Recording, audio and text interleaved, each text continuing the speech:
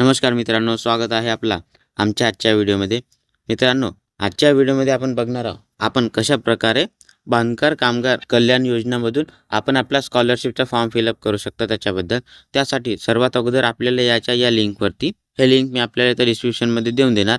या लिंकवरती आल्यानंतर इथं आपल्याला बांधकाम कामगार दाव्यासाठी ऑनलाईन अर्जाचा ऑप्शन दिलेला आहे. तर इथं आपल्याला क्लिक करायचं आहे. क्लिक केल्यानंतर आपल्याला इथं सिलेक्ट ॲक्शनचा ऑप्शन येऊन जाणार. तर इथून आपल्याला हा न्यू क्लेमवाला ऑप्शन सिलेक्ट करायचा आणि त्याच्यानंतर इथं आपल्याला आपला रजिस्ट्रेशन नंबर द्यायचा आहे. रजिस्ट्रेशन नंबर दिल्यानंतर इथं खाली आपल्याला आपण जर कोणत्या मृत्यू संबंधित लाभासाठी अर्ज करत असाल तर इथं आपल्याला या बॉक्सवरती क्लिक करायचं आणि आपण जर मृत्यू संबंधित अर्ज नसाल करा तर आपल्याला त्या बॉक्सवरती क्लिक न करता प्रोसीड फॉर्मवरती क्लिक करायचं आहे. मग इथं थोडासा लोडिंग होऊन आपण आपल्या बांधकाम कामगार कल्याणचा फॉर्म भरताना जो मोबाईल नंबर दिला असाल त्या मोबाईल नंबरवरती एक OTP सेंड होऊन जाणार. ते OTP आपल्याला इथं फिल करायचे. OTP फिल केल्यानंतर आपल्याला व्हॅलिडेट OTPवरती क्लिक करायचे. मग इथं थोडासा लोडिंग होऊन आपण इथं सक्सेसफुली लॉगिंग होऊन जाणार आणि इथं आपली काही इन्फॉर्मेशन येऊन जाणार. इथं आपल्याला हा रजिस्ट्रेशन स्टेटस इथं ॲक्टिव्हमध्ये दिसत आहे. हा आपला इथं ॲक्टिव्हमध्येच ठेवायचा आहे. त्याच्यासाठी आपल्याला इथं आपला बांधकाम कामगार कल्याणचा फॉर्म प्रत्येक वर्षाला रिन्यू करावा लागतो आणि हा जर इथं ॲक्टिव्ह नसेल तर आपण इथं कोणती स्कीमचा आपण फायदा उचलू शकत नाही. त्याच्यासाठी आपल्याला इथं हा आपला स्टेटस ॲक्टिव्हमध्येच ठेवायचा आहे. त्याच्यानंतर इथं आपल्याला थोडीशी खाली काही इन्फॉर्मेशन दिलेली आहे. ते संपूर्ण इन्फॉर्मेशन चेक करून आपल्याला इथं खाली स्क्रोल करायचं आणि इथं खाली आपल्याला आपण ज्यांचा हा स्कॉलरशिपचा फॉर्म फिलअप करत असाल त्यांच्या बँकेचे डिटेल द्यायचे. सर्वात अगोदर आपल्याला इथं आपला बँकेचा IFSC कोड द्यायचा. IFSC कोड दिल्यानंतर आपल्याला इथं बाहेर क्लिक करायचे. त्याच्यानंतर इथं ॲटोमॅटिकली बँकेचे नाव, इथं बँकेचा ब्रांच आणि इथं आपल्या त्या बँकेचा ॲड्रेस येऊन जाणार. त्याच्यानंतर इथं आपल्याला आपल्या बँकेचा अकाउंट नंबर द्यायचा आणि तोच बँकेचा अकाउंट नंबर आपल्या इथं कन्फर्म अकाउंट नंबरमध्ये आणखी एकदा द्यायचा. हे दोन्ही बँकेचे अकाउंट नंबर मॅच झाल्यानंतर इथं अकाउंट नंबर मॅच म्हणून इथं असा ऑप्शन येऊन जाणार. त्याच्यानंतर इथं आपल्याला आपला सेंटर सिलेक्ट करायचा आहे. ज्या सेंटरवरती जाऊन आपण आपला हा स्कॉलरशिपचा फॉर्म व्हेरीफाय करणार तो सेंटर आपल्या इथं सिलेक्ट करायचा आहे. सेंटर सिलेक्ट केल्यानंतर इथं आपल्याला सिलेक्ट स्कीम कॅटेगरीचा ऑप्शन दिलेला आहे. तर इथं आपल्याला एज्युकेशन वेलफेअर स्कीमवरती क्लिक करायचे. इथं आपल्याला आणखी काही ऑप्शन दिले आहे पण आपल्याला इथं एज्युकेशन वेलफेअर स्कीमवरती क्लिक करायचे आणि त्याच्यानंतर या सिलेक्ट स्कीममधून आपण ज्या स्कीमसाठी अप्लाय करत असाल ते स्कीम सिलेक्ट करायचे. इथं आपल्याला MSc आपला ग्रॅज्युएशन किंवा आपली 10वी 12वी 1ली ते 7वी असे ऑप्शन दिलेले आहे. तर आपण इथं आपल्या एज्युकेशननुसार आपण जे एज्युकेशन घेत असाल त्या एज्युकेशननुसार आपल्याला इथं आपली स्कीम सिलेक्ट करायची. स्कीम सिलेक्ट केल्यानंतर इथून खालून आपल्याला आपलं नाव सिलेक्ट करायचं.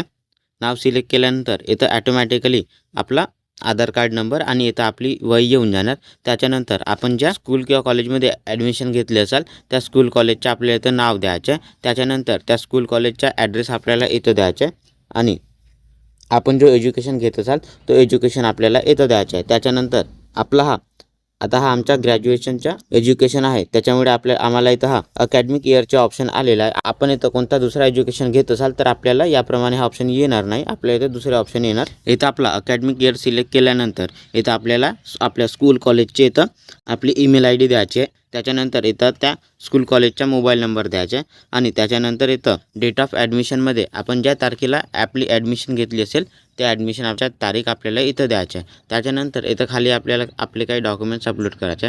आपले हे डॉक्युमेंट्स आपल्याला 2 MBच्या अंदर आपल्याला PDF फॉर्ममध्ये किंवा JPG किंवा PNG फॉर्ममध्ये आपल्या इथं अपलोड करायचे. सर्वात अगोदर आपल्याला इथं आपला बोनाफाईड अपलोड करायचे. त्याच्यानंतर इथं आपल्याला आपल्या कॉलेजच्या आयडेंटिटी कार्ड अपलोड करायचे आणि त्याच्यानंतर इथं आपल्याला आपला आधार कार्ड अपलोड करायचे आहे. त्याच्यानंतर इथं राशन कार्ड अपलोड करायचे. राशन कार्ड अपलोड केल्यानंतर इथं आपल्याला आपला बँक पासबुक अपलोड करायचा आणि त्याच्यानंतर इथं आपल्याला आपला डिक्लेरेशन फॉर्म अपलोड करायचा. हा डिक्लेरेशन फॉर्म इथंच आपल्याला खाली या लिंक दिलेली आहे त्या लिंकवरून डाउनलोड करायचे. डाउनलोड करण्यासाठी आपल्याला या लिंकवरती क्लिक करायचं आणि त्याच्यानंतर नेक्स्ट पेजवरती आपल्यासमोर याप्रमाणे इथं हा इंटरफेस येऊन जाणार. तर आपल्या इथं थोडासा खाली स्क्रोल करायचा आणि इथं खाली आपल्याला ऑनलाईन नोंदणीसाठी स्वघोषणापत्राचा ऑप्शन दिलेला आहे. तर इथंच आपल्याला समोर हा डाउनलोडचा ऑप्शन दिलेला आहे. तर आपल्याला या डाउनलोडवरती क्लिक करायचं. त्याच्यानंतर याप्रमाणे इथं आपला हा डिक्लेरेशन फॉर्म घेऊन जाणार. तर आपल्याला या डिक्लेरेशन फॉर्मची प्रिंट काढायची आणि त्याला फिलअप करायचं.